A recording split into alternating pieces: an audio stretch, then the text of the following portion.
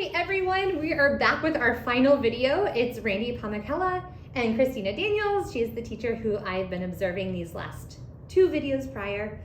I'm just gonna jump right in. So a quick review of kind of what Miss Daniels was aiming to do with her students in this last kind of period of time was that she wanted to implement movement in addition to technology and in addition to engagement, sorry, my brain. So in addition to engagement, she wanted to increase movement and increase her use of technology within her group of boys who were a little bit on the squirrely side, while also targeting simultaneously their speech and language goals.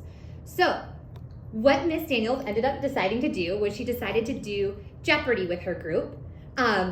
What she wanted to implement was the use of the smart board. She wanted to give the boys a chance to choose alternative seating. And we're gonna just kind of jump in and talk about how it went. So yay for using the smart board, yay for technology being on our side and the internet not going down during your session.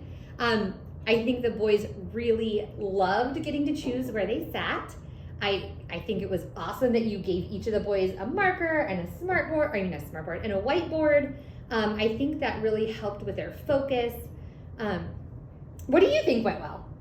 I do think giving them the opportunity to figure out where they wanted to be and kind of utilize that space was a bonus for them. You know, they could choose to sit on the carpet, they could choose to continue to sit at the desk, and then just run up to the smart board when it was their turn. And then some of our friends who need a little bit more movement, they were still able to kind of stay in their area, but stand or, you know, kneel, whatever they needed to do to be able to still focus and be participatory. So yeah, overall I think it went well, and I think that the Jeopardy was a good way to kind of increase our pace. They were able to run up, select their question, answer it, run back, tally up their points. So I think the faster pace also helped. I think you're right. I think the more they got up and moved, I loved that they didn't kind of fight each other to get up there. They kind of took their time because I was worried about that. I was worried. I mean, sometimes when you have second grade boys, the goal is to be the first at everything, and they did not do that. They had their whiteboards, which I think helped ground them to an extent. And when it was their turn, there wasn't like an elbows out run to the board. I thought that went really, really well.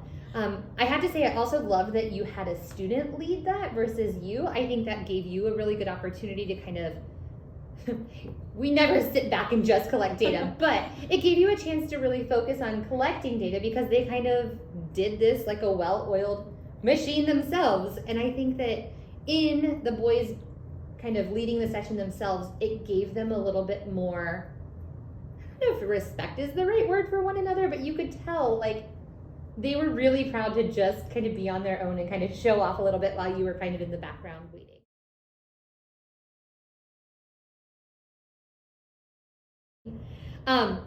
So let's talk a little bit about the data that you did gather. Your ultimate goal was to increase movement.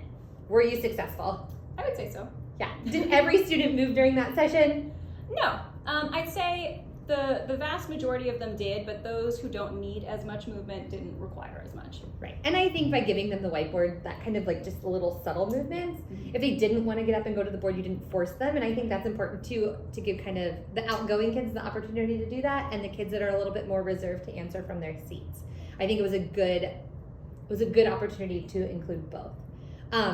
How do you think it went in terms of using the technology? Was there any difficulties you felt with it? Did you feel like it was smooth? Overall, I thought it went well, just because we have such varying sets of goals between the 4 students in our group. I'd say the only thing was just reminding them that we had to switch screens from the language versus the speech. Right, and we probably should clarify that. So this is a mixed receptive expressive language group in addition to an articulation group. So both things are being targeted at the same time, so we would have to swap the screen to show the articulation, to show the language. I wonder if there's a way, I think that's probably something that we could probably improve on and we can kind of talk through together to incorporate them both into one, because I do think there was a little bit of downtime for them in between the switching, but by and large, they did great. Now, let's talk a little bit about data that we gathered in regards to kind of the checklist that we went through. We talked about needing an account for Boom Learning previously, but you ended up finding Jeopardy in a different source, so you didn't need to use Boom Learning. It was a PowerPoint, correct? It was.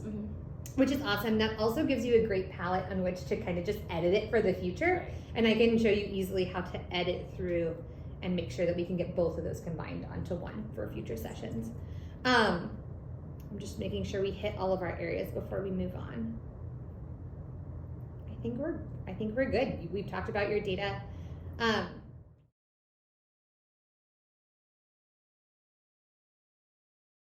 What do you think in regards to future sessions? Do you think that you're going to change it up and use other games in place of this?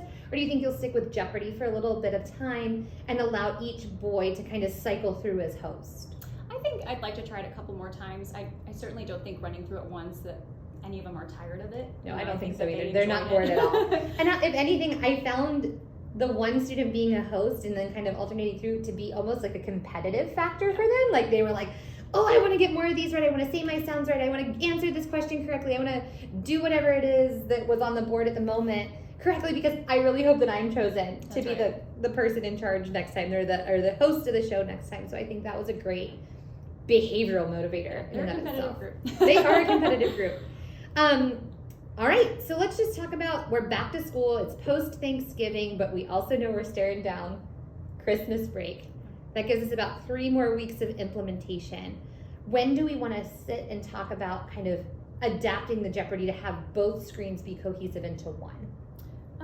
Whenever you like, whenever you Do you have have a the- day this week that might be free? Like, I'm free. Tuesdays and Thursdays are my best days, but they might not be your best days. That could probably work because they're not my lunch duty days. Not lunch duty days are important days, so maybe we can. They're not my lunch duty days either, so maybe we can meet. Tomorrow's kind of soon. Let's plan on Thursday. Okay. And that way it'll give you those last 3 weeks, because you'll have 3 data points to see them again. Rotate through the boys. I think that'd be perfect. So let's plan to meet Thursday. We'll try and realign the grid. We'll think of some new questions and we'll make them so that they're all cohesive into one, so that all the boys can participate without that lag time in between the screens. That'd be great. Cool. Do you have any other questions or concerns? No, I think it went well. You rocked it. I think it was awesome. I wanted to play. So thank you for including me, and thanks for doing this with me. I appreciate No you. worries. Thank you. Thanks, guys.